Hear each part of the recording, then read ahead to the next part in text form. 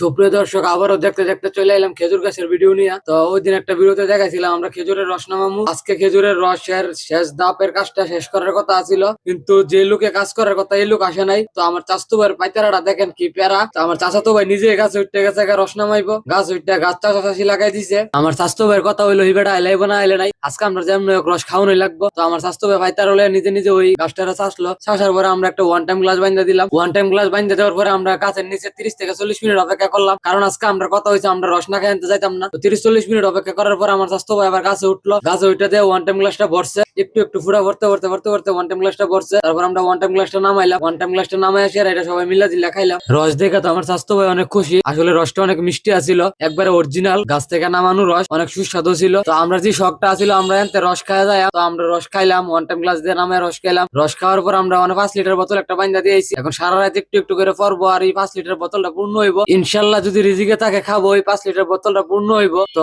সবাই মিলা দিলে খামু। আমরা যে সারা দিন রাতে পরিশ্রম করছি এই গাছটার তলে, তো আমাদের কষ্ট সার্থক হইব।